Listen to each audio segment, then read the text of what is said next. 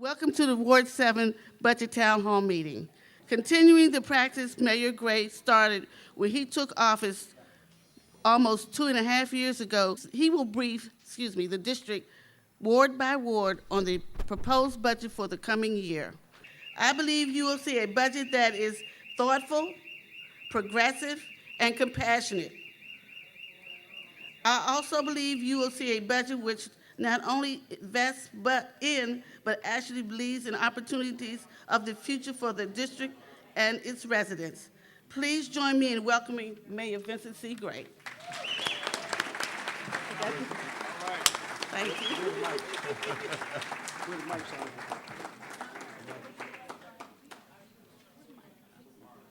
All right. Good evening, everybody. I want to thank Sandra and Gino for doing the introductions tonight.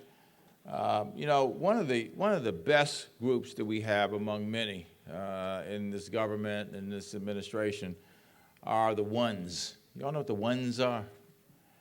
It's an acronym. Office of Neighborhood Engagement is the area in which they work. They are Office O, Neighborhood, E, Engagement. Y'all with me? Yeah, okay. And I'm sure everybody knows what that spells, right? So, by the way, Chief, something's going off in here. You the fire chief. You can take care of that, can't you? Yeah. I can't blame the chief for that. Okay. No, I'm looking for him to fix it. I'm not blaming him for it, Mary. In any event, we're delighted to be out here tonight, and we're delighted to have our ONEs. They do a great job. Virtually every one of them, no pun intended, every one of them has been with us from the very beginning. Oftentimes you see a lot of turnover in those positions because they are so intense, but they work very hard. I don't think you all, can even imagine the number of hours that they work every day and well into the evening. And they're part of the Office of Community Affairs, which is headed by Steve Glaudet. Where's Steve? There he is, Steve Glaudet. How about it, Steve?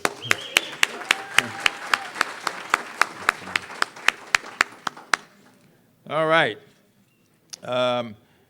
Just a few things before we get started here tonight. By the way, this is we do town hall meetings across the city on the budget.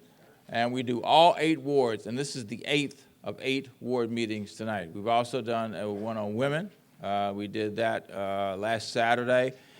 And the last of the budget town hall meetings will be this Saturday, and it's for young people. It's one of our youth town hall meetings. It will be our 18th youth town hall meeting since I took office. And it's wonderful to see these young people get into these things. A lot of people would assume they're not interested or they won't engage or whatever, but they do. As a matter of fact, I have to tell you that a couple of years ago, my first year in office, we were working on Ballou High School and trying to figure out how to do that. And there was a group of young people that came down to be a part of the youth town hall meeting. And they advocated for building, not just renovating Ballou, but building a brand new Ballou High School. And they made a really effective case. And I tell a lot of young people this, their case was so effective that they were instrumental in helping us make the decision not to renovate or modernize Ballou High School. We are building a brand new Ballou High School, and those young people played a role in it. So anybody that thinks that their advocacy is not effective, all you need to do is look at the situation that occurred there and see the outcome. I am delighted with the number of sponsors. I think this is the most sponsors we've had for any town hall meeting. As somebody who lives in Ward 7, I have to be proud of that, okay? Where the roll, 7?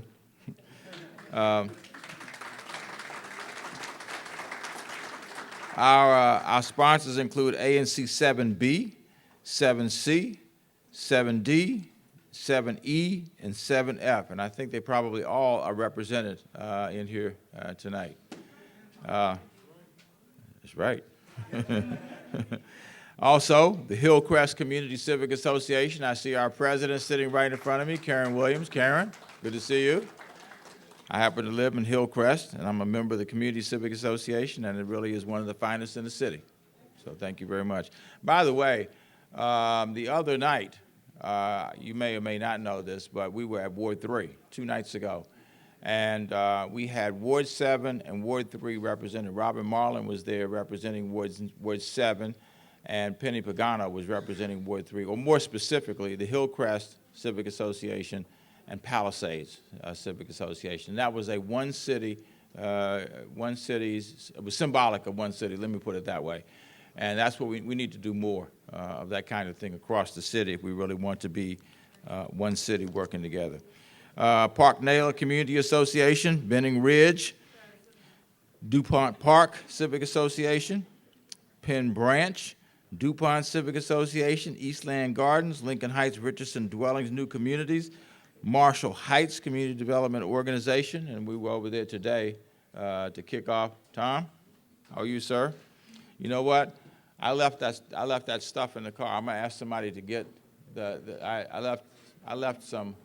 I'll call it spice. It's on the back. It's a pack back there in a little vial. Will you grab it, Darryl, and bring it in? Well, it is. Isn't it, Tom? Isn't that what it is? Absolutely. We kicked off a campaign earlier today to prevent our kids from using it. In all seriousness, we are way out in front of this. We got a $600,000 grant from SAMHSA, which is the Substance Abuse Mental Health Services Administration in the federal government. Our kids, this is the new substance that's on the street. We call it K2, Spice, and it's being sold on the streets. And we kicked off this campaign with Tom and the people over at Marshall Heights today to help try to prevent our young people from getting involved in this. And I'll show you the vial if Darryl ever comes back. Yeah, huh? I don't doubt it. They keep changing on us, but this one is becoming increasingly prevalent. These packages are sold for about $25 to $50. They are toxic. I mean, if you see this stuff, which I will be happy to show you shortly, it's hard to believe that anybody would be smoking this stuff or in any way ingesting this material. Let me have it, Darryl. There's a pack on the back. Oh, got it. Great. Thank you very much. Look at this stuff. It's some kind of dried plant material. And can you believe that on the front of it says Aloha? I guess it is Aloha if you start messing with this stuff, right?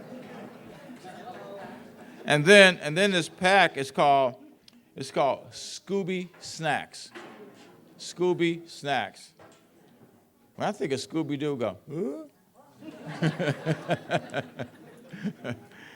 and you should look on the back of it. It's called a potpourri product, and it says not for human consumption on the back. And then people are out here selling it for human consumption.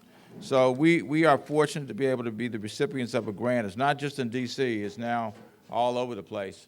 And it's only going to expand more unless we get on top of this. And these are the folks that are taking advantage of our kids. You know what the average age is of kids who are using this stuff? Exactly, 13 and a half years of age. 13 and a half years old. We passed a new law in January that allows us new law enforcement powers dealing with this, not only to confiscate it, but to arrest the people who are involved in the sales of this stuff. But again, it is absolutely horrific. So, anybody want to buy one? Just kidding, guys. Come on. Here you go, Darryl. All right, Mary. I think our council member will probably come before the evening's over, and we'll have her come up and say a few words when she gets here. We have had at every one of these town hall meetings our CFO, Dr. Nat Gandhi. And he had a choice. I don't know why he did this. He had a choice to be able to come to this town hall meeting or go to London. I couldn't believe it. He chose to go to London. I don't know what's wrong with him. You know, he is actually choosing to retire probably this year. We haven't set a date. We just keep dragging our feet because we don't want him to go. But in any event, he's not with us tonight, but he has some of his staff who are here. And I'm going to ask them if they would come up. I'm going to ask one if he would come up, and that is Gordon McDonald, who really is the person who works along with our staff, Eric Goulet, and the Mayor's Office of Budget and Finance to help put our budget together. And we have a very close working relationship with the Chief Financial Officer, working with Nat Gandhi, working with Gordon McDonald, working with others in the CFO's office. So, Gordon, I'm going to ask you to come up and say a few words to us on behalf of Dr. Gandhi. That's the document I was hoping you had with you, too. Okay. Okay, good evening, everyone. Okay. My name is Gordon McDonald. I'm the budget director, and I have been attending all the meetings with Dr. Gandhi. Of course, this is a surprise.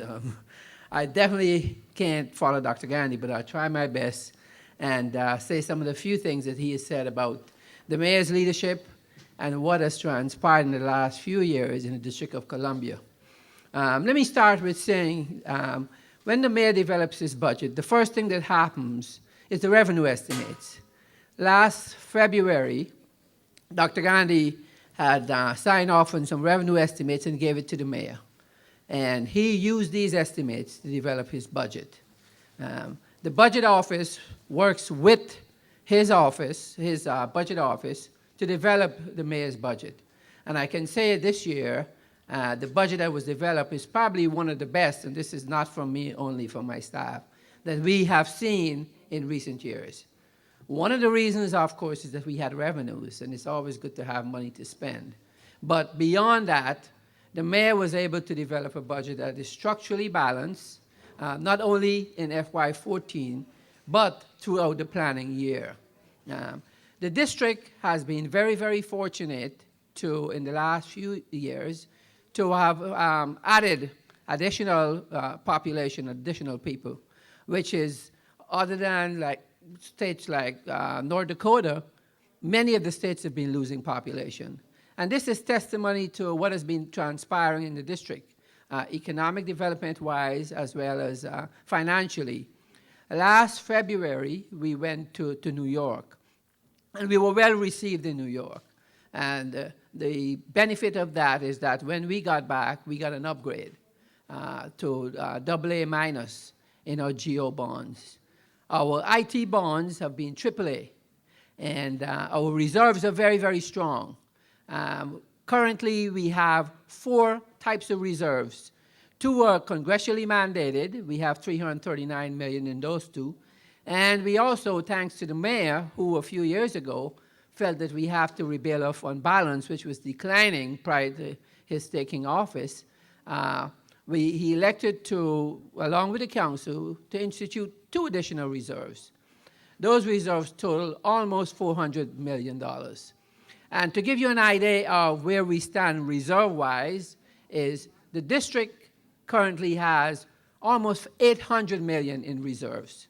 And if you were to compare it with the Commonwealth of Virginia, which has $690 million in their rainy day fund as of September 30th, and Maryland, $800 million. So just to show you how far the district has come during that time, our rainy day fund is almost as good as those 2 states. And the reason why I'm comparing it with those 2 states are AAA states. They're rated AAA, and yet the district has reserves almost equivalent to them. You would come to the conclusion that we should also be AAA, and hopefully one of these days, under the mayor's leadership, we will have AAA. Again, I want to thank the mayor for everything that he's done in advancing the district. One of the things that Dr. Gandhi talks about is the way how we have proceeded economically. Our economic development, you can just go around the city and see the tremendous improvements and the tremendous constructions that has taken place. And right now we're in the process of working with the council to approve the mayor's budget. And we expect by May 22nd, we would have a budget that we will send to Congress. One of the things I do want to mention is Just to give you an example of how far the district has come and where the district is we have challenges. One of the major challenges we have is sequestration, and I'm sure all of you have heard about sequestration. It's automatic budget reductions. Despite the fact that we are affected by sequestration, both on the revenue side and the expenditure side, we have been able to foster. And we expect that under the mayor's leadership, within the next year and the next 5 years, we will continue to be a shining star on the hill. Thank you all. Thank you, Gordon.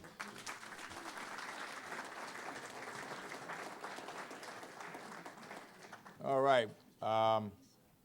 We've been joined by our council member, and I'm absolutely delighted and proud to be represented by our council member. We've been together once or twice already today. We were at Marshall Heights earlier today, and we were telling them about the K2 earlier, and the Spice and, you know, whatever other names is going by at this stage. We would love to have some words of welcome from you, Councilmember. Please join me in welcoming Councilmember Yvette Alexander.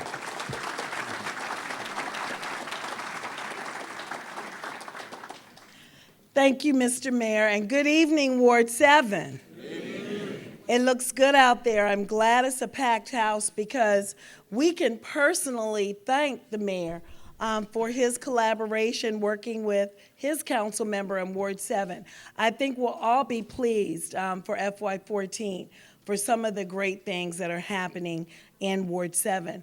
I want to publicly thank the mayor for his collaboration with the Ward 7 council member. I want to thank the mayor for his transparency with the Ward 7 council member, and I want to thank the mayor for all the great things in every area in Ward 7. As we see, we're under a renaissance in Ward 7 in terms of growth, in terms of development, and I think this is another example in this FY14 budget of how much the mayor appreciates us over here in Ward 7. And it was interesting, yes, the mayor did mention that we were at a press conference earlier, and there is a surge of K2. Is everyone aware of K2 in the community, in the audience? Is everyone aware? Well, our young people are really attracted to this new synthetic marijuana.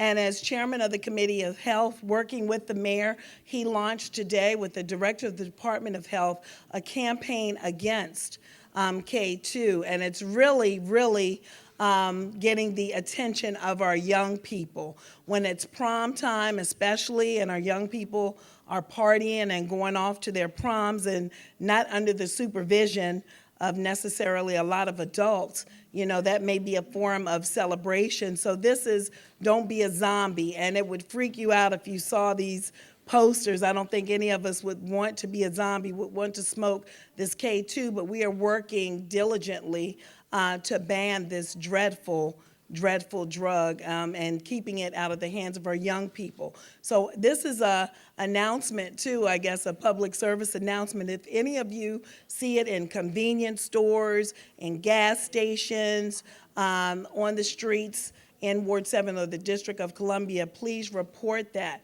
to our Metropolitan Police Department. But I would like to welcome you on behalf of Ward 7. I see the mayor's cabinet is here too, and we work well with them. I know for all of the agencies, when we call on them, they answer. So they've been very responsive to the residents of Ward 7, and I appreciate them. I appreciate you, Mr. Mayor, and I look forward to seeing the great things again, because I can't get enough of it in Ward 7. I've seen this budget, what it has to offer us in Ward 7, and I'm pleased with it. So I look forward to voting on the budget, Mr. Mayor. I look forward to working with my colleagues on the council to convince them that if it's right for Ward 7, it's right for each and every one of them too. So we're going to vote unanimously on this budget, Mr. Mayor, and I'm excited about it. You heard it here first. Thank you. You know, a piece of information I want to give you before I get started, a couple pieces of information, is each ward I try to give information on what we're spending on capital projects. Next year alone, and just in Ward 7, not anywhere else, just in Ward 7, We are slated to spend $83 million in Ward 7 on economic development, on building projects, not just economic development. And then over the next 6 years, which is the 6-year plan, the capital improvement plan, we are slated to spend $258 million in Ward 7 alone, which I think may be the highest of any in the city. So we also, just by way of updating you on some of the projects that are underway, the Nationals Baseball Academy, which is dear to my heart. Have y'all been on Eli Place recently? It's moving along. It's moving along. It's being built, and it will be finished by the end of the summer, and will be open. And there's only one other place like that in the nation, and it's in Compton, California. So we'll be on the East Coast. We will be the only one to have one of these. We have a new tennis facility, which has been opened at the not Benning Ridge. It's at Benning started. Yes, it started. Yeah.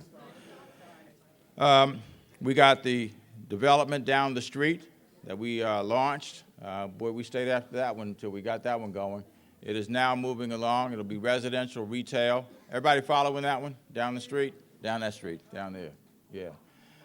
It will be one of the anchors for this corridor of Ward 7. We're building a new healthcare clinic, which is moving along. I don't know if you've noticed that. If you come down 295, you can see it. It will replace the Hunt Place Clinic and will be an outstanding facility when it's finished later this year. 4800 Nanny Helen Burrs Avenue. Looking at my dear friend Patricia over there. That's part of our new communities development, and Anthony Wash was the one who has developed that. We also, is Deputy Mayor Hoskins in here? We had a tour with the Washington, D.C. Economic Partnership of Retail Opportunities in Ward 7. Is that right? So they looked at a lot of different places.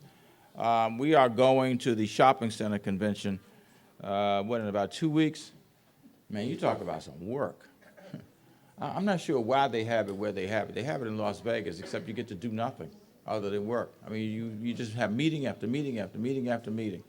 So we're going there, and we'll be, of course, pitching areas of Ward 7 along with others. And by the way, you should have a flyer that you have gotten while you're here. We have planned an economic development summit for Ward 7. We've moved along with Ward 8. We got a lot of activity going on there. Of course, we have a lot of activity going on here, but we have a Ward 7 summit that will be held at H.D. Woodson High School on Saturday, June 29th at 9 a.m. So please mark your calendars. When we had the one in Ward 8, we had 600 people who came out and participated. So we hope to be able to have a like number from Ward 7 as we continue to plan what the future of Ward 7 will look like, and we plan that immediately for the years ahead. All right, the theme for our budget is investing for tomorrow, and that is precisely what we're doing. We're trying to make investments in programs and services as well as buildings that will pay off today, but mostly for tomorrow, to try to create the kind of ward that people have wanted, the kind of wards and kind of city that people have wanted for some time. And we are really making a lot of progress. Gordon alluded to some of that when he spoke a couple of minutes ago. Our population now, by the way, ladies and gentlemen, is 632,000, is growing by 1,100 to 1,200 people a month. We now have a population that is larger than the state of Vermont and a population larger than the state of Wyoming.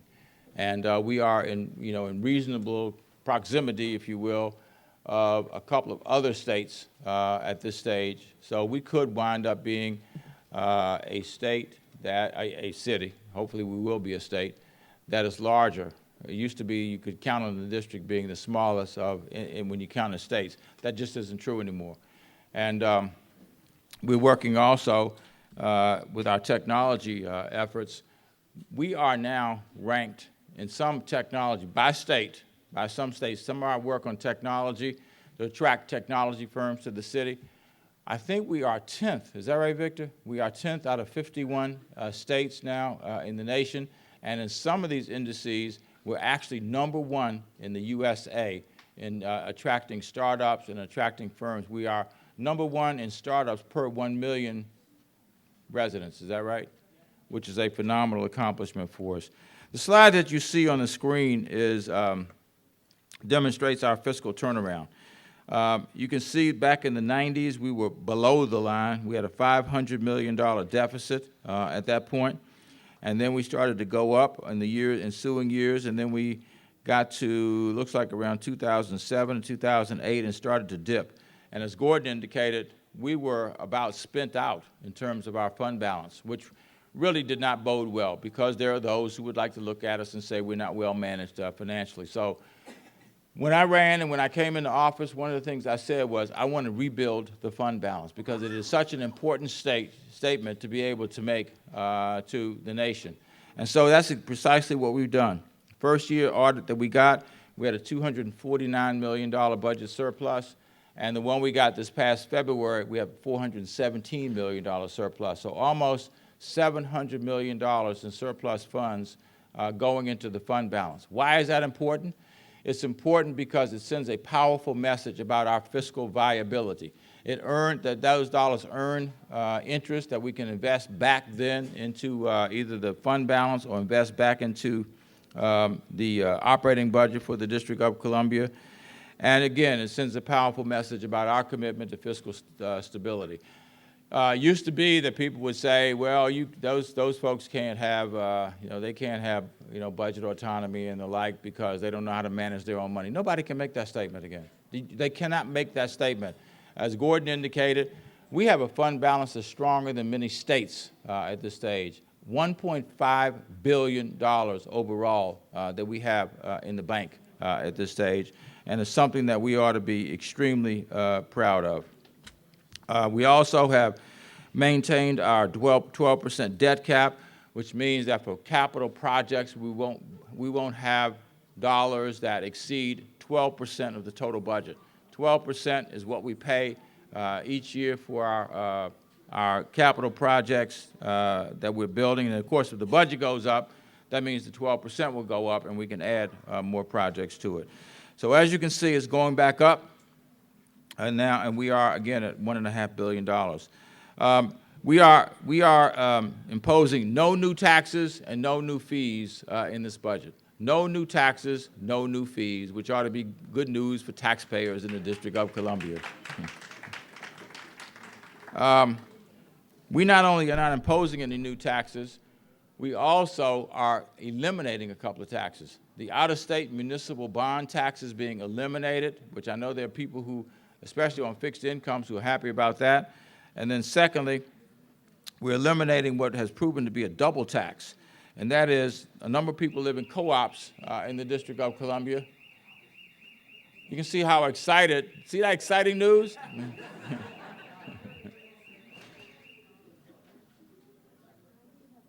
I guess that was not as exciting as some of the other times we went off. In any event, we have eliminated the possessory interest tax, which is on housing, co-op housing that's purchased in the city. People still have to pay property taxes, but they don't have to pay double taxes now. So no new taxes and 2 taxes eliminated. Now the next slide really is the one, if I had to pick out one that I would like to focus on, this would be it, because it is the formula that we're trying to use to be able to assure the future of the District of Columbia. This demonstrates where our money is coming from at this stage. And there are 3 bullets up there, and I want to quickly go through those. The first one is lowering unemployment. How many of you all remember when I ran, I said, I want to bring down unemployment because it's too high in the District of Columbia. We have gone from 11.2% to today, what, Lisa, are we at 8.5% now? Our DOS director is involved in conversation over there. Are we at 8.5% now? We have come down almost 3 full percentage points in terms of unemployment in this city. We still have about 30 to 35,000 people who are unemployed, but we are going to be working to get them to work. And by the way, I was hoping somebody would come from the streetcar project. I was talking to them yesterday, You know, we're opening a streetcar line this year in the city. And we want the employees to be people who live in the District of Columbia. And so they're working with you. Is that right, Director Mallory? Okay. Okay. Are the streetcar folks working with you around hiring DC residents? Okay. Those will be good paying jobs. And I'll talk a little bit more about that shortly.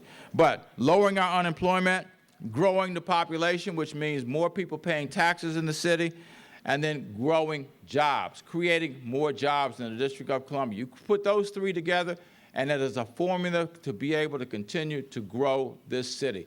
We should not, again, if people stay with this, we should not again experience a situation where you see what happened back in the 90s when we were overspending our budget, we weren't generating the revenue, et cetera, et cetera, et cetera.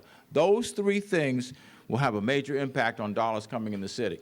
And if you look at that, this year, we have generated over what we originally budgeted, $166 million more than what we projected for the current year and $152 million more for next year. The second one is business taxes. We have more businesses in the city because we are attracting people into the District of Columbia, and we got businesses that are growing in the District of Columbia. And when those businesses more come and more, and they grow, they create more what? More tax revenue for the District of Columbia. So we've been able to generate in each the next 2 years about $70 million more than we had projected. And then thirdly, sales taxes. And that is people who are purchasing in the District of Columbia and pay those taxes to businesses here, which then come to the District of Columbia. Economic growth, because we got businesses that are actually doing well, and then we're collecting taxes off of what it is that they sell. How many of you all been to the Costco? You're there today, huh? Well, I tell you what, I haven't been to a meeting yet where I asked that question and more and not less. And there's not been a situation yet where less than half the hands went up in the room. And I use that as an example of one of our 6 economic development visions, and that is to be able to end retail leakage. Who knows what retail leakage is? Yes, taking it somewhere else. That's right. In other words, people who live in the District of Columbia how many of you heard people say, yeah, I'm going out to Pentagon City this weekend. I'm going out to Montgomery Mall. I'm going to White Flint. Used to be PG Plaza and, you know, all those places. You know what? And our goal is to be able to try to bring that to a halt, to get people who live in the District of Columbia to spend their money where? In the District of Columbia. So Costco is a good example. I do something that's a little bit odd. I go to Costco, and the first thing I do is ride around the parking lot. Anybody know where I ride around the parking lot? Exactly. Look at the tags. Exactly right. And you know what? The times that I've been there, and I've seen the following. About half the tags are DC tags, and the other half are like Maryland and Virginia. So we're not only working to end retail leakage, keep people shopping in the district, we're trying to create retail leakage in Maryland and Virginia. Get the people to come in the city and spend their money in the District of Columbia. So put those 3 things together: income tax, business taxes, and sales taxes, and you have a formula for the future viability of the city. I don't want to make it sound easier than what it really is, but it's not all that hard once you figure it out. And that's what we've done, is work to figure this out. And again, I want to thank our economic development team that is led by our Deputy Mayor, Victor Hoskins, who is doing a great job with his team there. And another way to stem this too is by lowering some of our social services costs, by getting people back to work, and by getting people to work who may not have had a job in a very long time. Now, the next slide shows you where the money comes from. The $6 million of it comes from local funds. What are local funds? Our own tax dollars that we generate, that I just talked about. And then we have about, $2 billion coming from federal grants. In fact, it's really more than that, probably closer to $3 billion. So between federal funds and local funds, that's where the money comes from. 70% of the money that we raise comes from your tax dollars. Now, isn't that an insult that we have to send our budget up to Capitol Hill to be approved by somebody else? I mean, honestly, it's like when I reach in your pocket, ask you how much money you have, and I acknowledge two things. One, that is your money, I understand that, but I'm sorry, you don't have the authority to be able to approve your own budget. So you're going to have to ask me for the authority to spend your money, our money. And that's what we're fighting for in terms of budget autonomy. So, again, there are people who think that the district is federally funded. How many of you all knew that? They think that our money comes from the federal government. I went to a meeting in another state, which will remain nameless. I went to a meeting in another state, and I had a legislator say to me and others who were sitting there, I didn't even know people lived in the District of Columbia. I thought they came and worked in the daytime and went home in the evening to Maryland and Virginia. Got a lot of work to do, y'all. The next slide shows you how the money is spent. 40% of it is spent on human support services. The bulk, that's the largest chunk of it. And then 20% spent on public education, and then the rest spent across the government on public safety, government direction, public works, and economic development. Now, the next slide after that is a list of organizations. And the only reason we put that up there is because we have tried to create the most transparent process that we possibly can.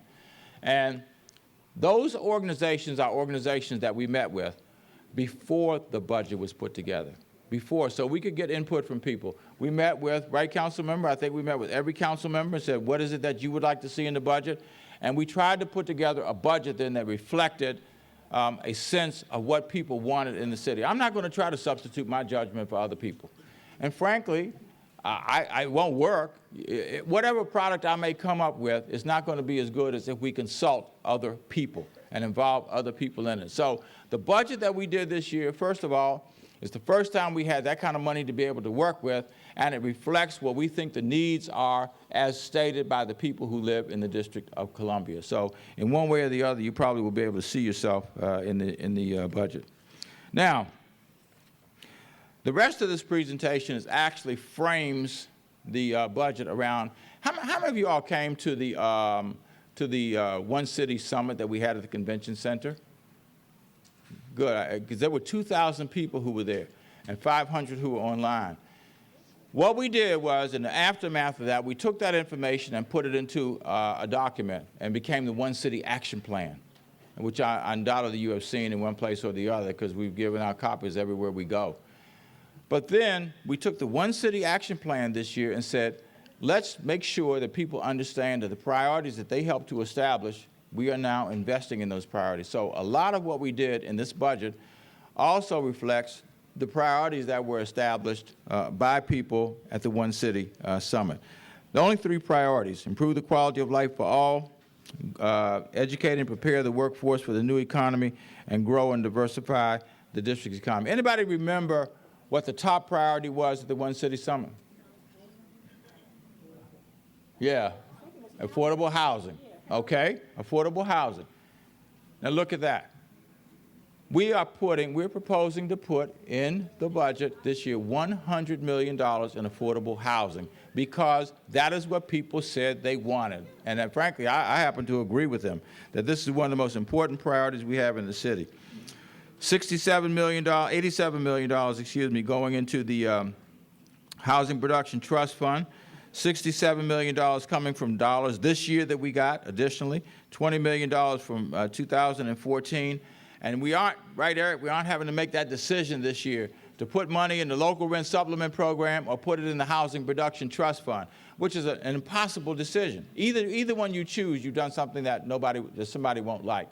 So we had enough money this year to be able to put money in the Housing Production Trust Fund and also to put money in the local rent supplement program. In fact, of the $100 million, 13 of it will go in these categories that you see on the next slide right there. 3 million, going into the local rent supplement program, which helps people to be able to afford their rents. A first-time home buyers program, $1 million. Rapid rehousing, which is for our homeless families to get them back into housing as quickly as possible. the Emergency Rental Assistance Program, which tries to keep people from being evicted in the first place. It may be because of your utility bills, you can't pay your rent.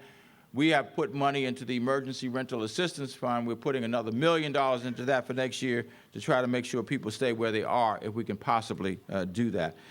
And then we're putting $3 million. We lost, what, $7.5 million in victim services housing funds. Victim service, domestic abuse. Everybody knows what domestic abuse is, right? We were losing $7.5 million. And we found in our own budget the entire $7.5 million to be able to make that up. So if you look at the domestic abuse budget, it probably doesn't look like it increased, but it increased tremendously because we lost all of these federal dollars because the federal government is cutting budgets, and we made it up with our own local dollars because that is such an important service to be able to continue. Now, we also are working to try to keep every neighborhood safe. We will invest in police officers. Our population is growing. As a matter of fact, just one thing, at the end of August, for those of you who don't know, the Coast Guard is coming to the District of Columbia. They are coming to Ward 8. They will open the new building at the end of August. There will be 3,700 employees who will be working there, and we want people to feel very comfortable in their community. We are working with our economic development team to develop opportunities on that, across the street and down the street and up the street and around the corner so that we can get them to be able to shop in the city. A lot of people do things where they work, and we want them from the very outset to feel comfortable. We are developing a food pavilion already being built. That will be open at the end of August as well. Is that right, Victor? And that will be a place where we hope people from the Coast Guard in particular will go. And there's a lot more going on in the St. I'll talk a little bit more about that in a second. In any event, we are increasing our police officers to 4,000. It's been many years since we had 4,000 police officers here in the city. We are now at, the chief was saying the other night, 3,900 and 3,900 and, yeah, no, it's 3,900 something. 3923? 3923. So we are well on our way to 4,000, right, Chief Green? We are. All right. We're going to make it, right, Chief Green? We are. I know that's right. In addition to that, we're putting a lot of money into equipment for MPD as well as FMES. We're putting in $7.2 million a year for each of the next 3 years in MPD for new police cruisers and the like.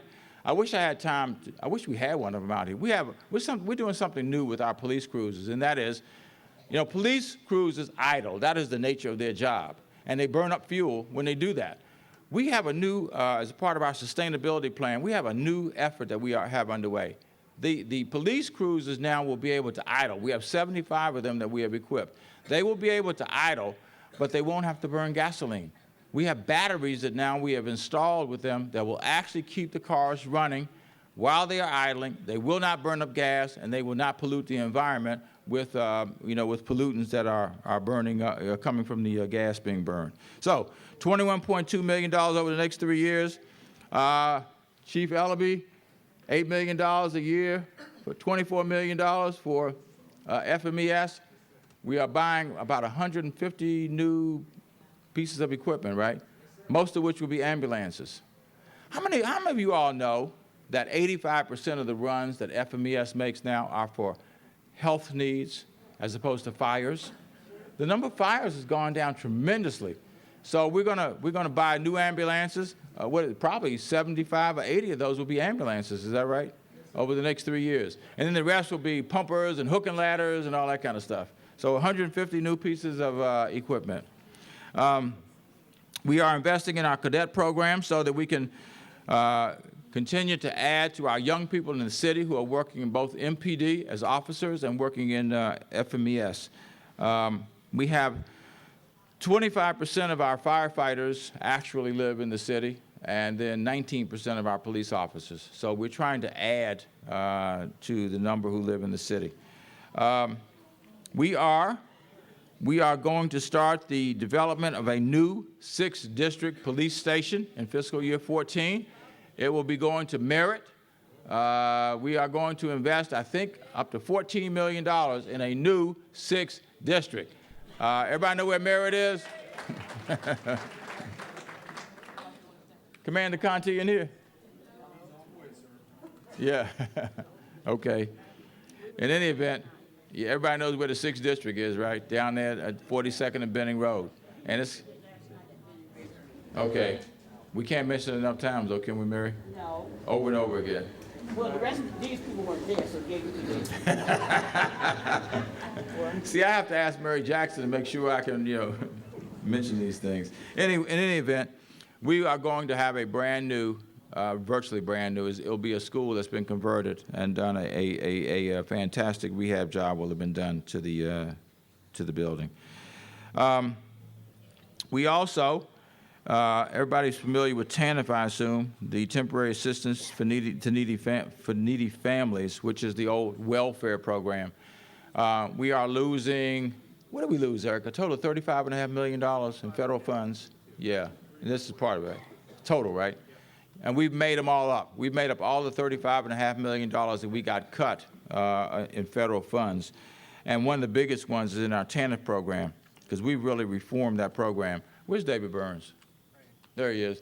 Stand up, David. David has done a great job at DHS.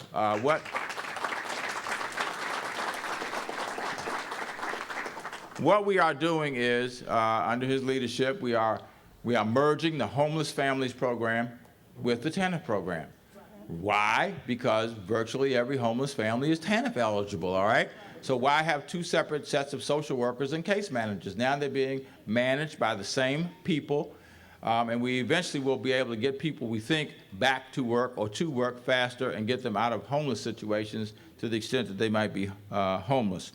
I don't know if you all know this, but it costs $50,000 a year to keep a family in shelter. And then on top of that, you got the food stamps, you got the, the Medicaid benefits, you got cash assistance, you got WIC, you got all those other benefits. So it's probably $75,000 or more that is paid on behalf of a family that may stay in shelter for an entire year. And you know what? We can do better than that. We can do better than that for the families, and we can do better than that for the taxpayers. We also are going to be investing, Dan, this will be music to your ears, I assume. We're investing $500,000 in homeless youth the rest of this year, and then $1 million next year. And actually I had a conference today, a discussion with a council member about how much more we need to do in order to boost those resources. Now, I am proposing to do something in next year that I hope the people in this room will support. What I need you to do is to send an email to council members like Councilmember Alexander. It's called the One City Fund. We have nonprofits in here, right, Tom?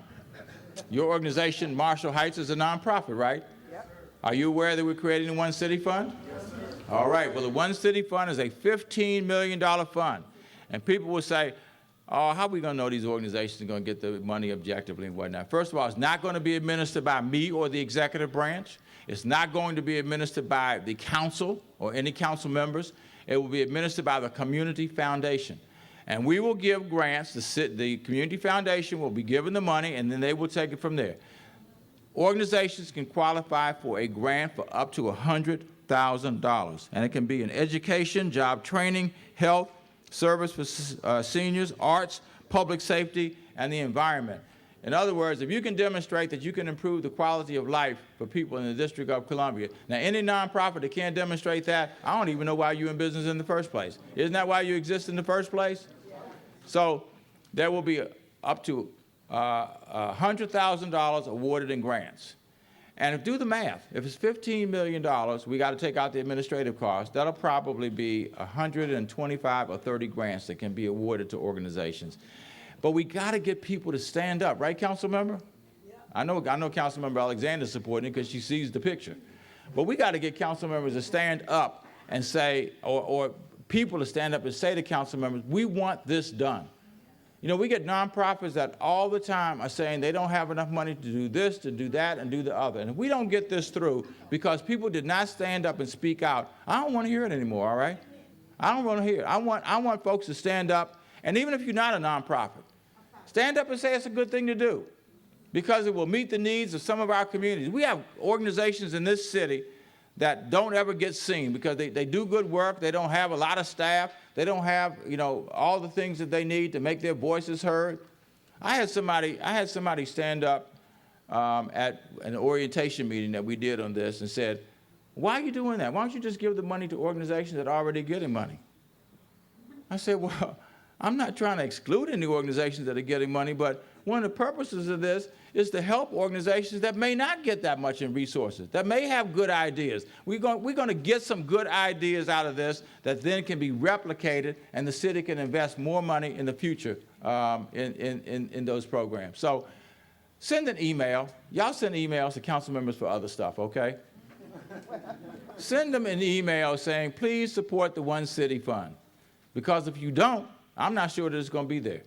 And I do not want, I don't want to go to a meeting. If this doesn't happen and I go to a meeting, somebody stands up and starts talking about what their needs are, crying the blues, not interested, okay? Don't want to hear it. And I don't want to say that to somebody, but I just might. And by the way, Lisa, thank you for turning that air on. All right, it's going to be managed by the Community Foundation. Terry Freemans, who know, some of you know in this room, will be managing it and administering the program and whatnot. All right, this is the Miles Steel slide. We have put enough money in the budget to keep our libraries open every day of the week, including Sundays.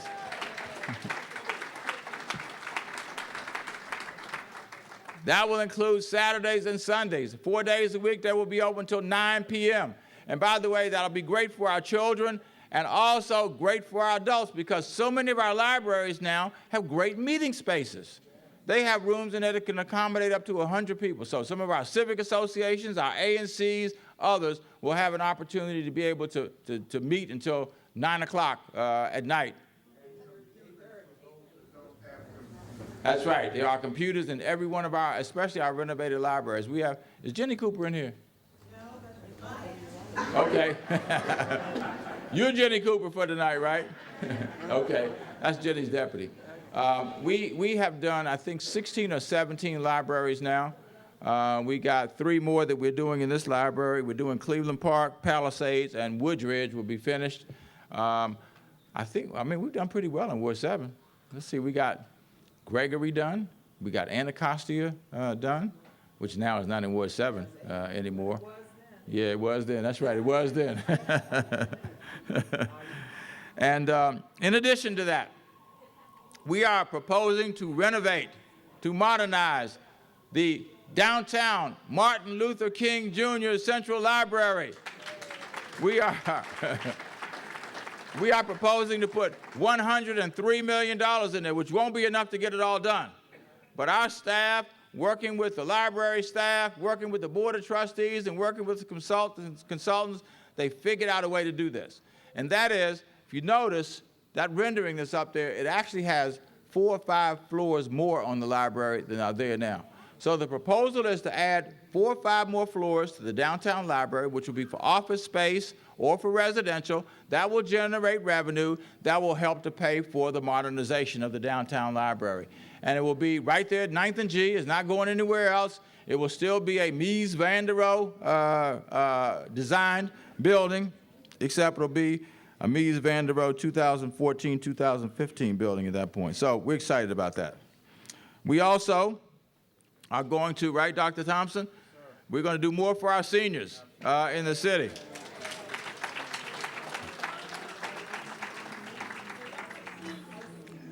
We had a number of seniors who were down testifying earlier this week, and we have, just so you know, we put some additional money in this budget. If we can get more money, fine. We put it on the wish list, right? The $5.8 million on the wish list. What a lot of people don't understand when they advocate for $1 over here, it has to come from $1 over here. So we hope that we get some additional money in the next revenue estimate or the revenue after that or the revenue after that. And so, Gordon, we're going to be counting on you to help us do that. And, you know, if we get more money, we'll take the credit for it. If we don't get any more money in the next revenue estimate, we're going to send them over there to see you. Housing repair? I just talked about affordable housing, $100 million. No, you're talking about for seniors. Oh.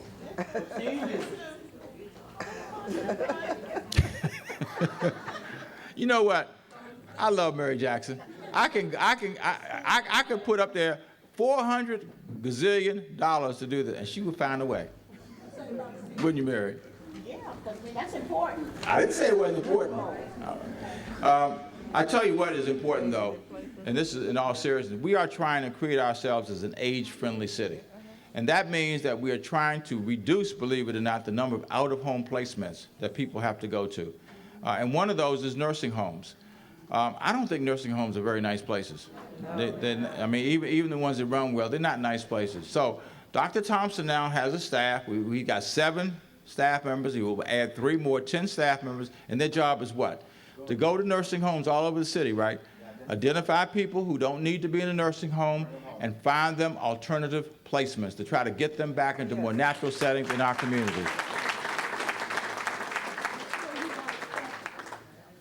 That's the first one on your list. Which one? Specialty. Specialty. First one on the list. Yeah, okay. Speaking of specialty, let me go to the United Medical Center, because specialty was running the UMC at one point, and that part of them, they bankrupted. But we are working, just so you know, there is no hospital other than UMC east of North Capitol Street other than UMC. And what we have done, make sure everybody understands, we are doing everything we can to keep that hospital open. We are investing $12.7 million over the next 2 years in order to be able to turn around the business operations to stabilize the United Medical Center. And then secondly, we are proposing to start the process of building a new hospital.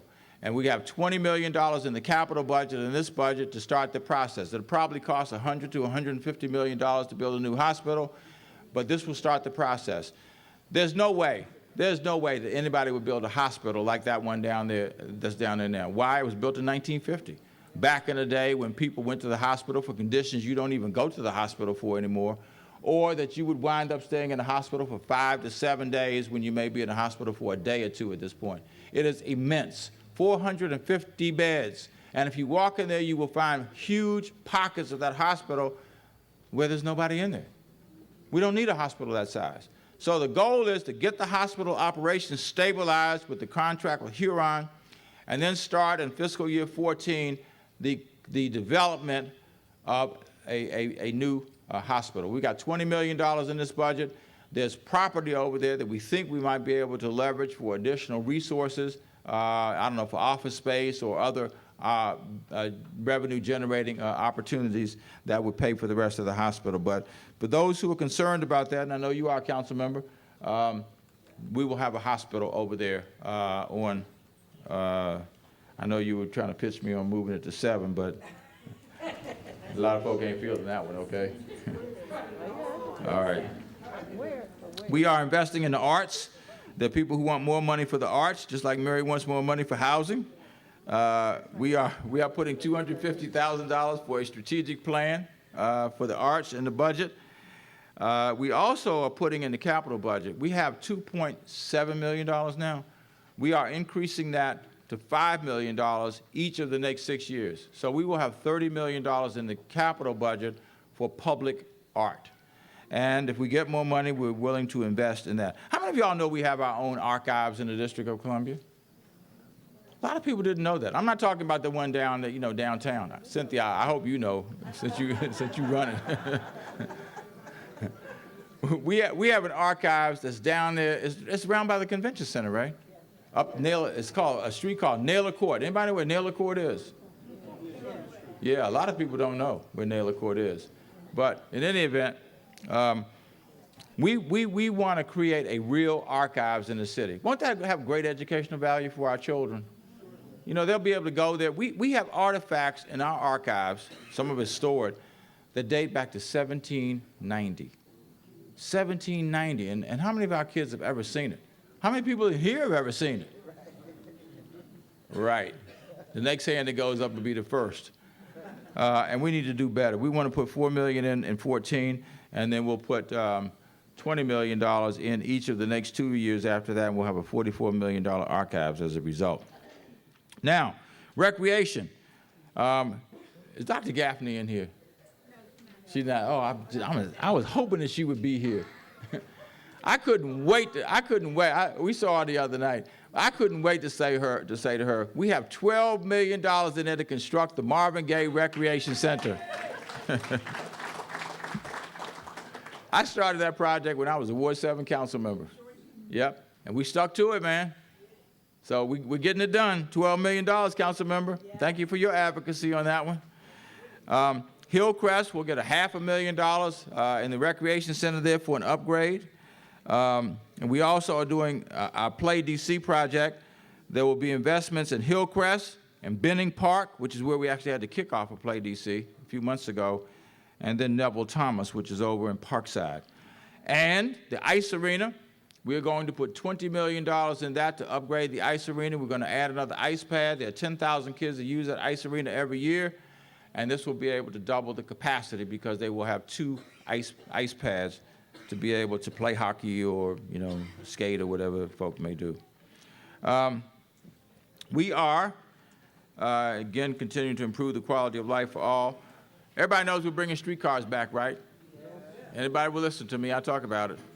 The streetcars are here. They arrived yesterday in D.C. They are over on South Capitol Street.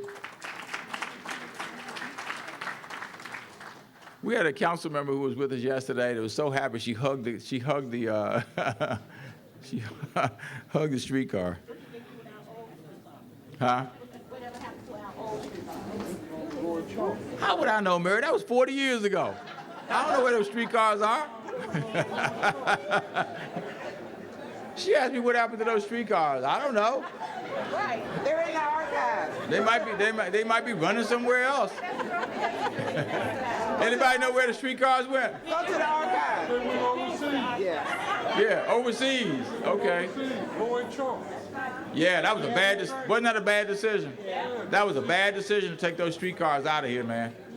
But they're coming back, and look, they look different now. It's not like the ones the ones you used to look. You know how they used to look, right? Yeah, the green ones. That's right. They had the little rods in the back that went up and powered the streetcar. Well, this is your modern-day streetcar, and some of us went to Portland and saw that looks just like the streetcars in Portland. And if you want to see them, everybody knows where Berry Farm is, right? Right down the street from Berry Farm. We got a little yard. Yeah, we do. We're running them. We got to track this down, and we're running them. They're being exercised and get ready to go on to H Street later this year. So you can see the streetcars actually running now. The last one arrived today, and then now I was on one of them yesterday. We got 3. They each accommodate, by the way, 157 passengers. So you could get, with 3 of them put together, you can get like 450 people on there.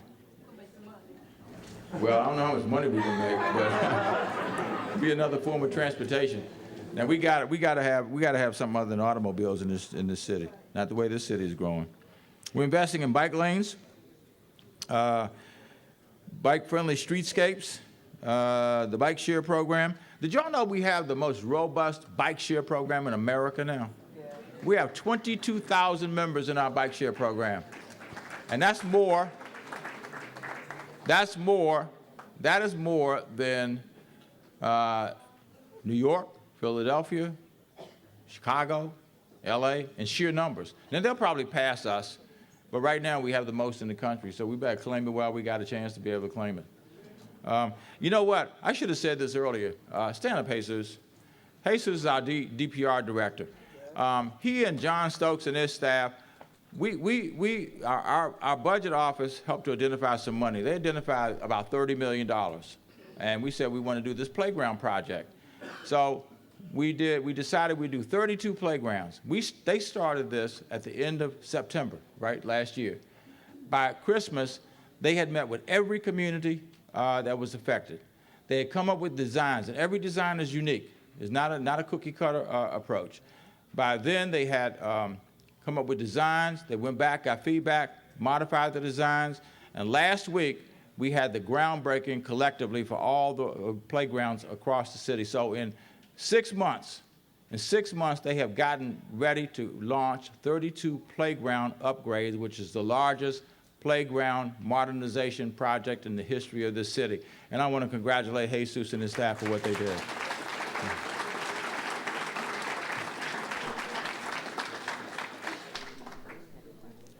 All right, and we're fully funding WMATA. Did y'all know we spend $400 million a year on WMATA? And it's money well spent, because what would we do without our metro system? Our next one is, now this should be good news for every community in the city. We are going to invest in a new super can for every household in the District of Columbia over the next 2 years.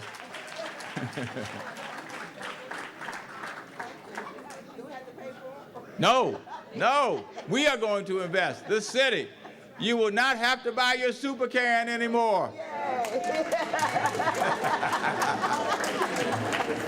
We got a deal for you, Karen.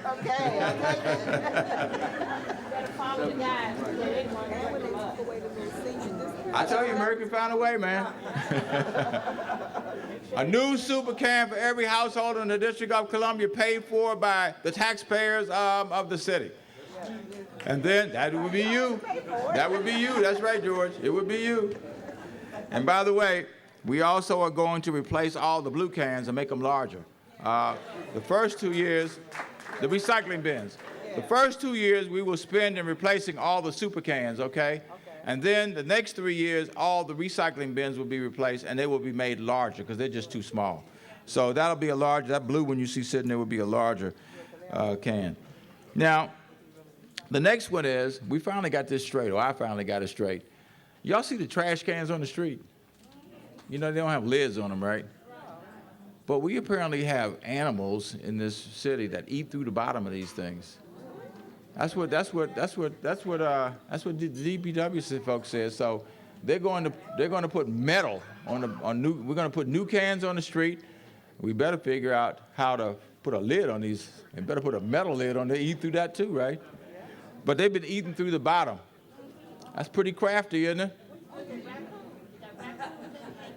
Yeah, we got raccoons and rats. We got all kinds of creatures. Yeah, and they crafty too, man. They eat through your trash can and you don't even know they're there. And by the way, for those of you familiar with Bloomingdale, we found a solution to the century-old flooding problem. Where's Alan? There he is, our city administrator in the back. He chaired a task force that literally found a solution to a 100-year-old problem, the flooding in Bloomingdale. Oh, wow. You say, what is it? Well, somebody asked us that, because we didn't have any flooding over like the last 6 months, somebody asked us if we found a switch in there that we flipped. Come on, man. Actually, what's going to happen, Alan, correct me if I'm wrong, what's going to happen is when we have these torrential storms, this will be able to divert water to McMillan Reservoir, where it will be held there rather than flooding people's homes and, in the catch basins and all of that overflowing. The water will be held at McMillan and then released out of the basins there on a systematic basis. Is that right? Is that essentially it? And so the people in Bloomingdale will be freed of the bondage of constant flooding. All right.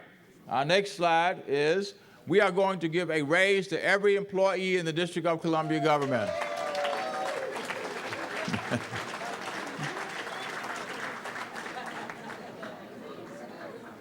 $56 million, right, Natasha? We got, huh? The retirees can come back to work.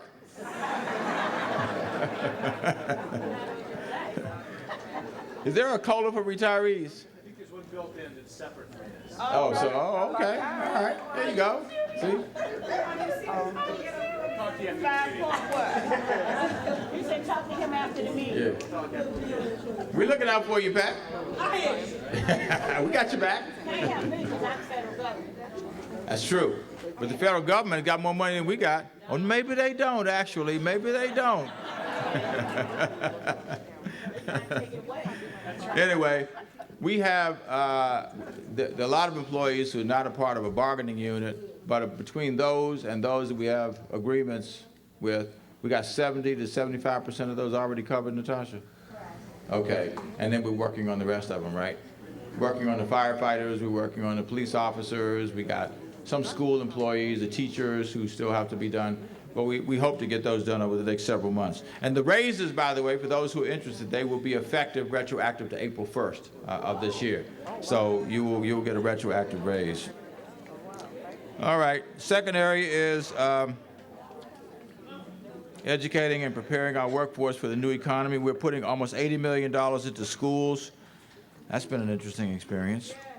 By the way, you know, the city for years and years and years and years and years paid for children with disabilities to go to private schools. The year before I came into office, we spent $168 million on children going to private schools because there was not the capacity in our DC public schools for them to go to school. That's unconscionable. Not from a financial perspective, but shouldn't every child who can have a chance to go to a public education program? It shouldn't be about whether you're disabled or not. So we've worked pretty hard on that. This is our, I said we were going to cut the numbers by 50% within 4 years by 2014. We started at over 2,200 kids. We are down now to something over 1,300 kids. And we probably will hit the 50% point before we get to 4 years, which will be in 2014. And that the budget has come from $168 million to the fiscal year budget for the budget for next year is $80 million, which means we've reduced and reinvested $88 million in serving kids in public education in the city. We are investing $488 million over the next 6 years in high schools, $169 million next year. You know we're building a new Ballou High School. We are completely renovating Ellington High School and Roosevelt High School. And also, for those of you who heard that Spingarn is closing, Spingarn is not closing. It is not closing. Well, somebody started. You know how stuff. You know, people start stuff, man. If it sounds good, they can't wait to tell it. How many of y'all been in a conversation where you were getting ready to tell somebody something and they already knew it, and then you're disappointed? Damn, I wish I could have told them first. Well, that's what happened with Spingarn High School. Spingarn was one of those rumors that went around. We are converting it. It's going to be modernized. We're converting it to a career and technical education facility. Yeah, that's right, career and technical education. And by the way, see that up there at the top? Yeah. You probably have it on you. That is actually Benning Road. That's the street, Benning Road. And then you have behind that building over there is Spingarn High School. And in front of it is a car barn, which we are going to build. We're building a new car barn. That'll be the end of the first leg of the streetcars. And so the car barn will be a very modern facility. It won't be like the car barns that you all have seen, you know, in the past here. It will be a very modern facility, and there will be classrooms as well as services being provided. And the point I'm making is this. Spingarn will be a career and technical education school that will provide training in allied health and in transportation. How many of y'all remember when we had vocational schools in the city? I'll tell you how old we are. We just systematically got rid of them. Instead of just upgrading them, we got rid of them. And you know what? We probably have kids among our dropouts right now who just can't find themselves in school. So we're restoring that education, and one of them will be transportation. And the kids from Spingarn will be able to go out and do apprenticeships, internships in the car barn, which will be right outside of their school. You know that grassy area in front of Spingarn between Benning Road and the school? Greenway. No, it's not Greenway. The Green. Oh yeah, that's the school, isn't it? The Greenway. There you go. Yeah, good move. Yeah. Yeah. How many of y'all knew that? It's the Greenway, right? Huh? You keep acting like you wasn't born here. You know I was born here. You know I'm a public school product. Well, you don't say it. Absolutely public school product. In middle schools, we're putting in $242 million. We're building a new Brookland and a new Shaw, and that will complete the modernization of middle schools. Now, here are the schools in which investments are going to be made in Ward 7. If we can go to the next slide. Look at all the schools in Ward 7. Aton, yep, Houston, Plummer, River Terrace, Kimball, C.W. Harris, Smothers, Burville, Drew, Beers, Knoll, and Thomas, which over the next 6 years, those will be the investments made in each one of those schools. $184 million, and I think by that time, every school in Ward 7 will have been done in one fashion or another. Did you all see the articles in the Post about early childhood education?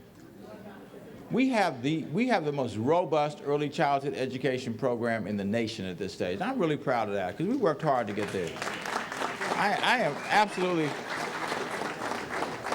We cover 90%. I think it's 90% of our 4-year-olds. 90% of our 4-year-olds, 92% or something like that, have programs in schools, and 70% of our 3-year-olds are now being covered. And look at some of the percentages of some of those other states. 3%, 2%, 20%. There was nobody near the District of Columbia. And we had to fight with them, by the way, to be considered a state for purposes of this research by this organization. And of course, once we got in there, we clearly have one of the most robust programs in the nation. We're putting money in a special ed initiative, in truancy, which is a continuing problem in the city, and then we're putting money also, a couple $1 million into UDC. We're going to try to get the community college separated out from the university shortly. And the final area is growing and diversifying our economy. And the first one, and this is a slide that we use all over the city, the first thing we have up there is Skyland, which is right here in Ward 7. And I want to make it absolutely abundantly clear, we have worked very hard, right, Victor, on Skyland. All the litigation that was involved in this, we've gotten almost all of that stripped away. There's one small piece left. We should know in, what, a couple of 3 weeks about that. There was an appeal of one of the cases made to the Supreme Court, which seems odd to me, but people can do what they choose, I suppose. We have $40 million in a tax increment financing that is being invested. What about the PUD? What is the date on that? Done? When was it done? Pardon? 2010. What are the green signs that are out there? I thought that was a PUD. It was what? Modifications of the PUD. Modifications, okay. Has that been done? Walmart. Yeah. Okay. By the way, are you all aware that the anchor retail firm will be Walmart? And that's, if you look up there, that is actually a rendering of what Skyland will look like, and that is Walmart in those top slides up there. And then the rest of it is St. E's. I'm not going to go into a lot of detail about St. E's, but what is happening there is absolutely incredible. We had a meeting out there. When was it, Victor? Last Thursday? We are making that a technology concentration. We had 3 firms that were with us. Smart BIM, and the BIM in this instance is an acronym for Building Information Management. It's a technology application. Citylum, which is a French firm that deals with lighting using technology. And then Microsoft. Can you imagine Microsoft being in the District of Columbia? Microsoft being on the east end of the city? Folks gonna say, man, y'all got it going on in the District of Columbia, on the east end of the city. And then, Pat, we've got $1 million in for Lincoln Heights and Richardson in 2014 as we continue along the path of the new communities effort. And then we'll continue on with that. We'll be opening our first big 4,800 by the end of this month. Is that right? Yeah. Okay. Okay, June 22nd. All right, and that's big news because that'll move people out of Lincoln Heights and Richardson. We talked about the streetcars. Are you all aware? Well, you wouldn't be aware. That's why we're doing the budget presentation. We are building a new Frederick Douglass South Capitol Street Bridge. We're proposing to $622 million in this budget that will replace a bridge that really is on its last leg. The best estimates that I have seen in the discussions with the Department of Transportation is it maybe has another 7 or 8 years, which really is its last leg, because it would take about 6 or 7 years to build a new bridge anyway. So we don't have a lot of time left to be able to do this, so we're proposing a new bridge. Some of you are familiar with our Sustainable DC plan. That is, the staff went through the budget and found 200 projects that relate to Sustainable DC. The last couple of slides just deal with if we were to get more money, these are the things that we would like to do. Like the DC Office of Aging, putting in $5.8 million additional if we were to get additional money. It is second on the list. So if Gordon, by my calculations, if we were to be able to get about $16 or $17 million more, we could do the infant and toddlers and the aging programs based on this prioritization, which I have absolutely no doubt will change by the time this budget is adopted. So that is the fiscal year 14 budget. I want to thank you all, and I think we're going to open it up for questions. Got a mic now? Yeah, Okay. my question was about Penn Branch also. Last year, I think it was $750,000 put aside for the restaurant. Did that carry over to this year's budget, or is that? Okay. It did, yeah. You talking about Penn Branch? Yes. Yeah, I think that the issues in Penn Branch are much bigger than the restaurant, though. I'm going to tell you the honest truth, that the configuration of Penn Branch is not conducive to me to doing what people want there. I almost wish we could start over. We don't own it, of course, but I wish we could start over there because, a lot of people don't even know that area is, back there in the back.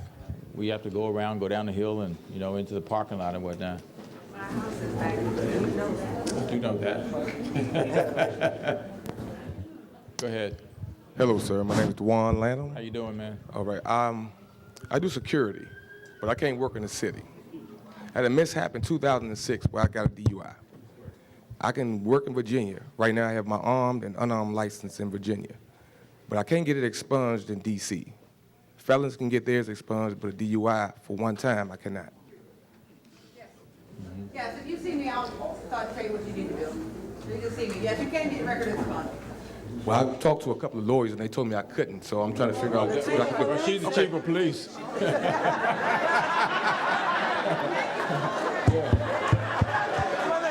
You know what? Let me tell you something.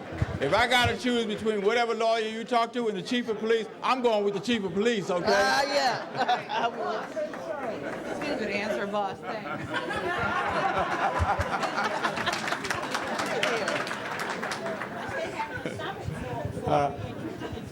Thank you, man. Okay. I'm sure that the chief knows. I have no doubt. See, SOSA is having a convention in June for expungement Yes, they are. at the convention center. They are, but there's actually a place where you can go and start before then, and I'll make sure he gets the information. Okay, so you connect with the chief? Okay. All right, who's next? I am, Mr. Mayor. Yes, Are there any initiatives for veterans in the district? Are there what? Any initiatives for veterans in the Oh, yeah. district? Is Matt Carey in here? No, he has staff here. Okay. The Office of Veterans Affairs. Actually, they do a lot of work. We've done with DOES, and maybe Lisa, you want to come up and talk about it. We've had an initiative to help veterans get jobs with the Office of Veterans Affairs working directly with the Department of Employment Services, because I was at the event when we did that. So you might want to address some of that, Lisa. We do. We have quite a few events. We actually had one last month with the with Veterans Affairs. There's another one coming up that we're doing with Matt Carey's office, but we do them all the time. We actually have a what we call a one-stop center for veterans. Exclusively for veterans. You can go to any of our American Job Centers, which is the brand for the One Stop, and you actually, as a veteran, are served before anybody else. That's President Obama's initiative. So you have what we call a gold star, so you can get in and get premier services. But we have quite a few events, whether job fairs, we have training subsidies, we have all kinds of programming. In addition to, we're working with a lot of employers like Safeway and Giant, Walmart and others to hire veterans exclusively. So we have a lot of opportunities. How about opportunities for veteran entrepreneurs? You can also come to one of our American Job Centers. We are now doing entrepreneurial training where we will work with you to get seed money for your business. We will help you create a business plan. You can do it with our project empowerment, or you can do it through our regular programming. We have 4 vendors throughout the city. OIC is one of them in Ward 8, and their Operation Hope, I believe Goodwill. There are about 4 vendors that we work with, and they actually will work with you. We'll train you on your business. This is brand new programming that Mayor Gray has brought into the Department of Employment Services. So we help those individuals that want to be entrepreneurs to get your business plan together, to help you get seed money, to get you connected with a larger business that could be a mentoring opportunity, and to help you then hire employees so you can build your business. What should he do to follow up, Lisa? You can go to any of our centers. You can come right here. We have one, this is DOES, at the corner. We have one of our American Jobs Centers. You can come to that center and you can inquire about our veterans programming and the entrepreneurial training as well. Okay, that's that. So that addresses the entrepreneurial issue and the employment issue. So we invite you to follow up. Okay. Mr. Mayor, on the Frederick Douglass Bridge, is that going to be a drawbridge? You know what? That is a fantastic question. The reason why it cost $622 million is because we have been required thus far. Even the Department of Transportation can't do anything about it. It's somewhere between the Navy and the Coast Guard. But they are requiring that we make this a drawbridge. And you know how much that adds to the cost? $125 million additional, just to make that a drawbridge. And it's only been opened out of need maybe 3 times in the last 10 years. But since the feds want it, are they going to Unbelievable. contribute? Huh? Are the feds going to contribute since they want us to do this for the Navy and the Coast Guard? Well, the funding scheme right now is, I think, of the 622, we'll get $200 million from the federal government. But that obviously, a lot of that will be eaten up with the drawbridge mechanism. Is Terry in here? Did I get that right, Terry? Okay. So 622, 200 federal, and the rest District of Columbia. We're still working to try to see if we can not be required to do the drawbridge component. The river hasn't even been dredged, so you couldn't get a boat big enough, to need to go through that anyway, cutting down that river. There's no way you could do it. And I don't know of any plans to dredge the river either. Wanda? Good evening, Mayor. Nice shirt, Wanda. Thank you. What are the options of Ward 7 having a cultural arts center and downtown Ward 7 and its capacity to increase the creative economy here in East Washington? You saying, do we have any plans to do that? Do we have any options to create a cultural arts center and downtown Ward 7 to stimulate the creative economy here in East Washington? I know we're doing the strategic plan, and that probably will be one of the issues that gets raised in terms of how we deploy. Sir, anything further you want to say about that? Is Lionel in here? Yes. Oh, right in front of me. Sorry, Lionel. Lionel Thomas is our director of the Commission on Arts and Humanities, which you probably already know that, right, Wanda? Absolutely. We're partners.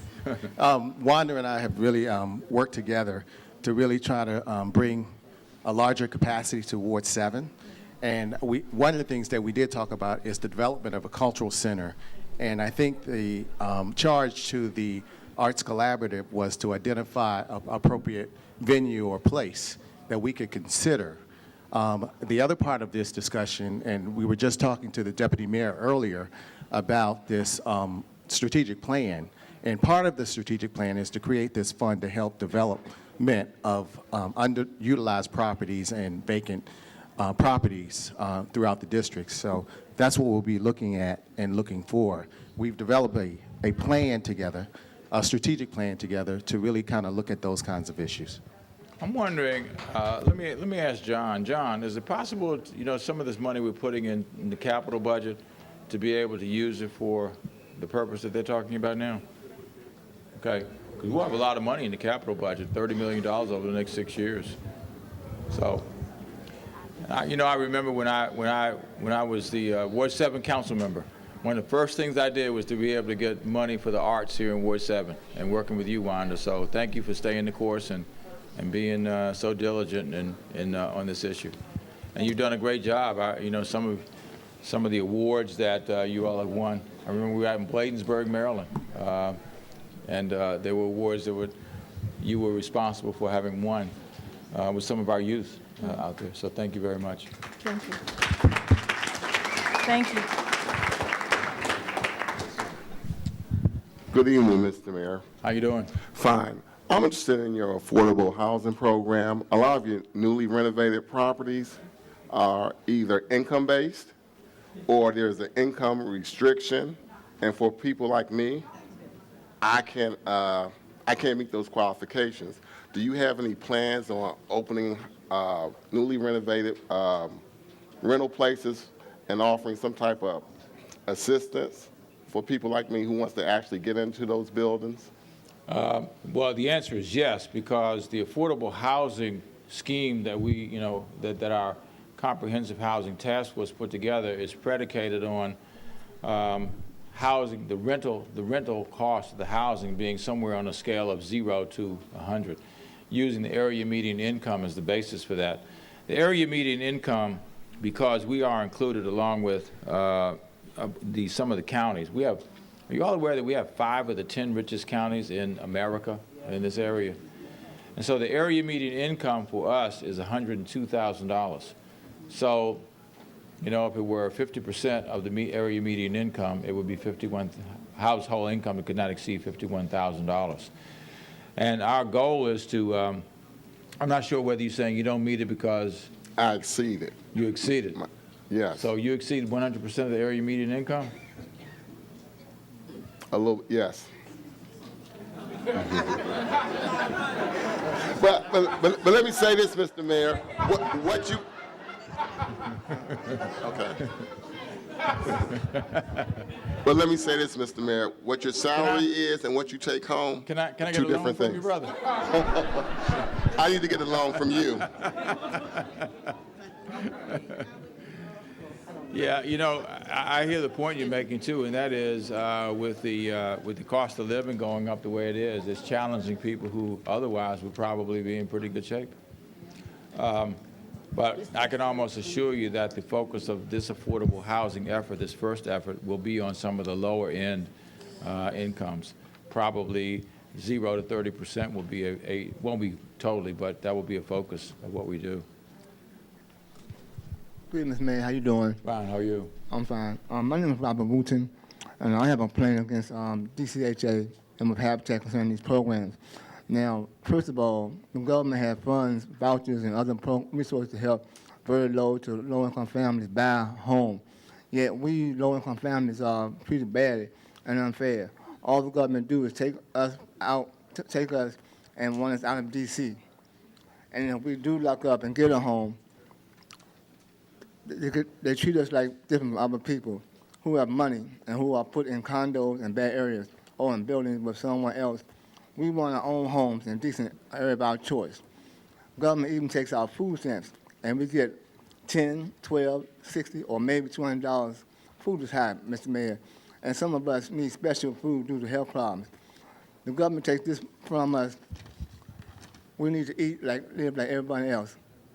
So, Mr. Mayor, please give us our vouchers, our grant money, so we can find our own place to live, mainly the one who have been on waiting list for many years. Thank you very much. Well, through our local rent supplement program, you can get a voucher, and we're adding more money. Well, we have $3 plus $5 million next year in the local rent supplement program. And rather than put that into what's called a project-based fund, which means that the building, would be funded, and then those units would always be affordable at a certain level. Local rent supplement provides vouchers. Is that right? It does. Why don't you come up and explain it, Eric?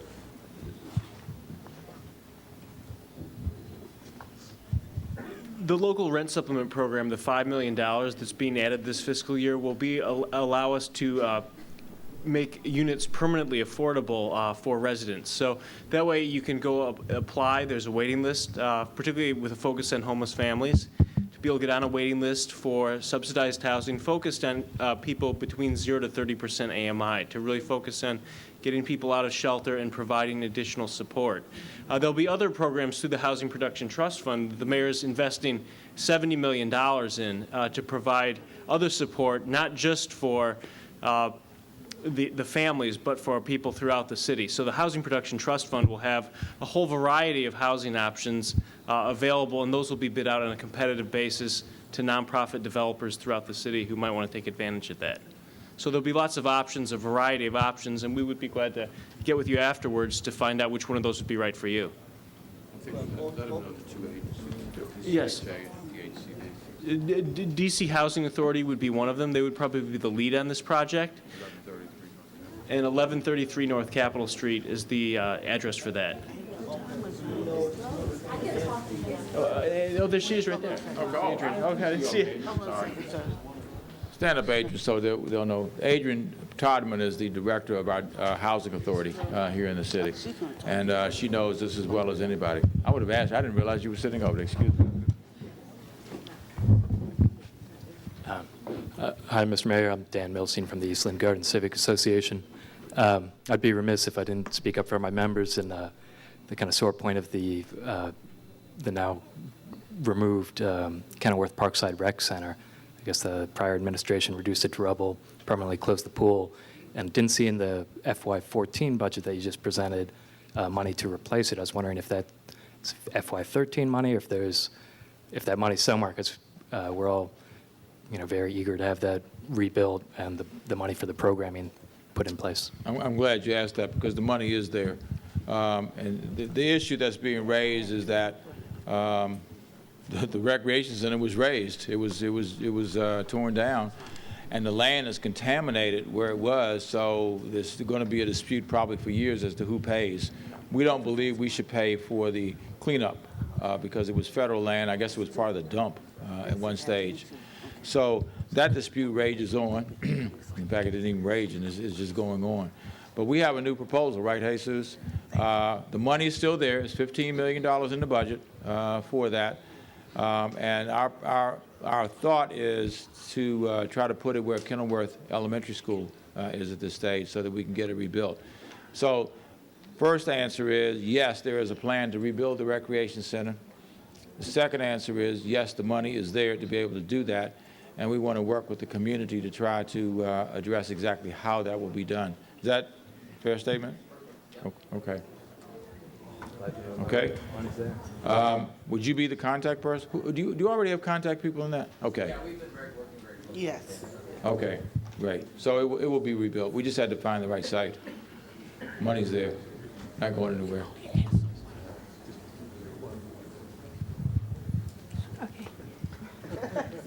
My name is Maisie Hughes. I'm the Director of Planning and Design for KC Trees. And first, I want to, of course, thank you for all of the work that you've done with sustainability around the city. We've become particularly concerned with the disparities between tree canopy in west of the river and tree canopy on this side of the river. And one of the concerns that we see is that with all of the development that's happening, and we're moving towards these small encroachments on tree canopy.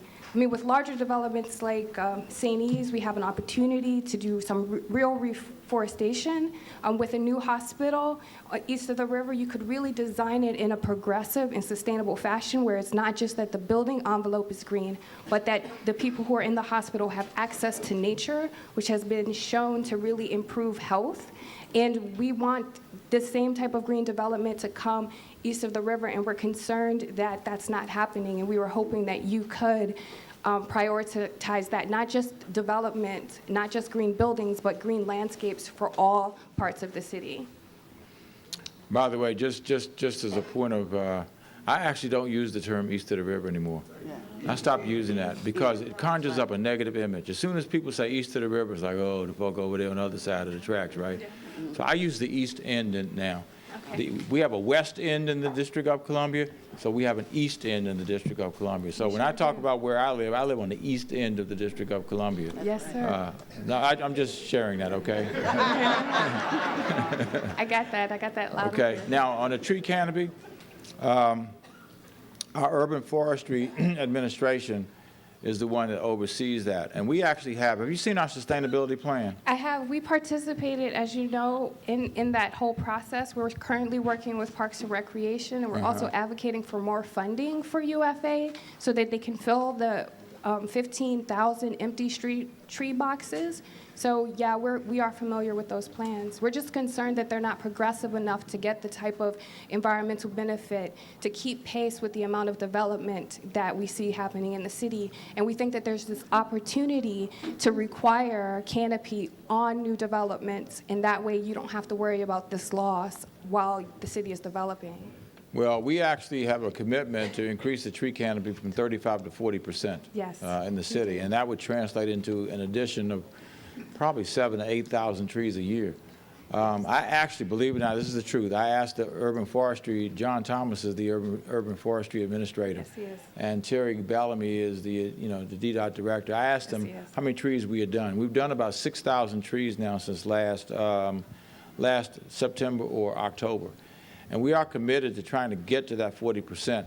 As far as the deployment is concerned, I don't think anybody is wedded to any particular way of doing this, and I don't think there would be any objections to, hearing your ideas on that. We're just trying to increase the tree canopy as much as we can in the city. The 8,630 trees a year that the city is committed to planning to reach your 40% tree canopy goal requires that the existing canopy is protected, and that's what we're concerned about. We're exceeding our planting numbers dramatically. We're not protecting our existing large canopy trees, and that's what we wanted to have a discussion about.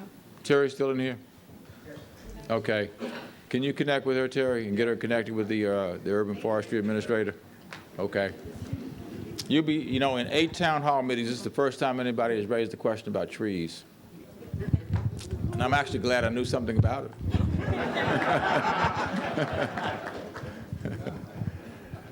Sandra. Good evening, sir. I've heard that we have 37 to 54 cranes working in the District of Columbia. This is construction sites. And I've also heard that we have up to 3,500 people still unemployed.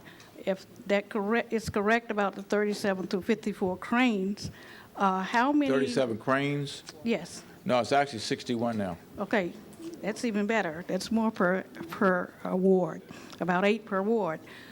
How many of those jobs are set aside for or earmarked for the unemployed and for the district residents, and also for each specific ward based on how many construction sites are available in the wards? I think it depends on the project. You'd almost have to go project by project to give you an answer. Some of these jobs that have subsidies from the District of Columbia, right, Lisa, they will have commitments, first source commitments, right? You know what first source is? Okay, let me ask the director of DOES if she would explain it. First source is essentially it's a requirement that you hire district residents. The 51% of the new hires have to be district residents, and Lisa, you can probably explain it in more detail. Sure. If it's Can you get a microphone? Yeah. The caveat, if it has federal dollars, we can't impose a first source requirement on it. So if there's a project with, sometimes we see the bridges or other transportation projects, if they have federal funding, it's against the law for us to require first source, to put first source requirements on it. But most of the other projects, construction projects that are in place, like City Center and others, have first source agreements with the Department of Employment Services, which requires 51% of the positions be held by district residents. And so all of the new employees that the business may hire need to be district residents. So that is the requirement that DOES oversees. Thank you. Thank you. I mean, without question, we want every job filled by a person who lives in the District of Columbia. Just since this issue came up, are you all aware that that only 30% of the jobs in this city are filled by people who actually live in the city? 70% from outside of it. The city, a number of years ago, actually tried to impose a residency requirement on our jobs, and we got sued, and we lost. So it's not something that we can't do it at this stage. We're going to try to come back to it at some point, maybe in a different form or fashion, maybe provide preference points to people who live in the city. I'm not absolutely sure we can do that, but it's another angle on trying to make sure that we get people who live in the city jobs, because when people, if they come to work for the city and they earn money and they live somewhere in some other state, those taxes are paid in another state. So those are dollars that are leaving the District of Columbia being paid to some other state. How you doing? Hi, Mr. Vincent Gray. It's a pleasure to meet you, and I've been trying to get in contact with you for years. And I have contacted every other official.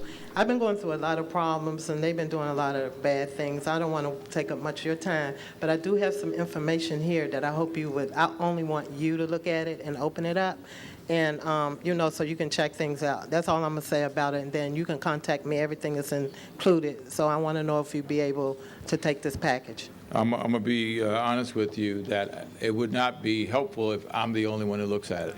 Well, I want you to open it. I want you to be the first one to open it. I mean, because no doubt what the issue is, there's going to be somebody else I got to get involved in this. There's no gun in there, I promise. No, but I think it's an urgency that you look at it. Okay, seriously, it's the most urgent that you look at it. I want you to open it, be there when it's open. And I just want you to read it because really, I don't want to get out here and exploit nobody. A lot of people are in here, they're familiar with me and they know my situation. Mm-hmm. And I need you to look at it. Maybe you already know about it, maybe you don't. I don't know. So I just hope something be done about it because it's very important and serious.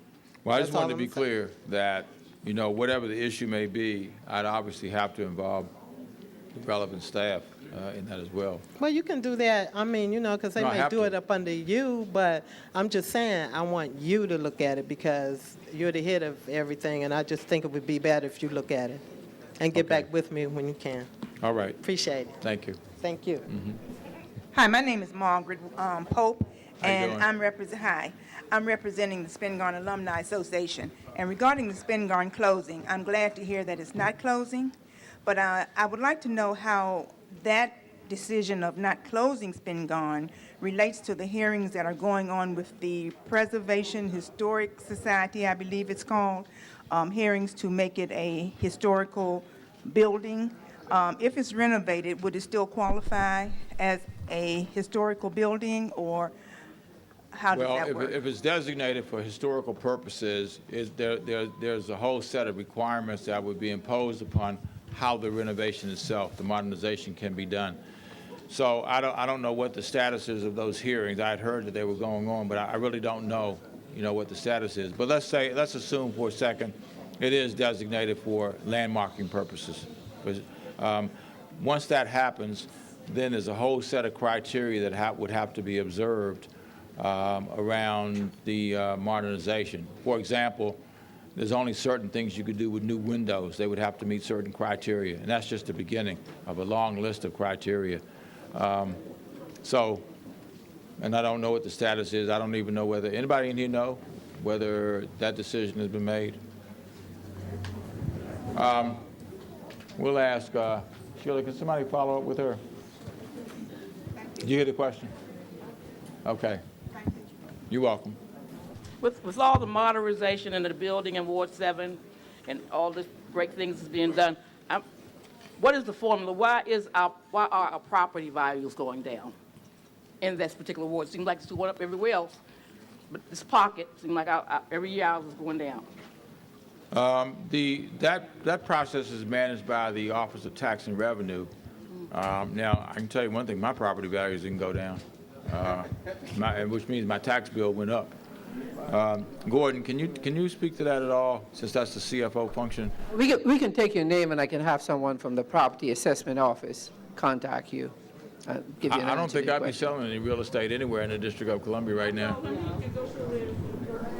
I almost can tell you that whatever it is today, if it's gone up, it's gone down. But what's happening in the District of Columbia is going to create a huge demand for property in this city. The one thing we know is that we're not going to be able to increase any land, but we certainly are increasing residents, which means that just the basic law of supply and demand is going to drive up the prices. I would be very reluctant to sell any property. I wouldn't sell any. Yeah, somebody trying to offer you less, that's an insult.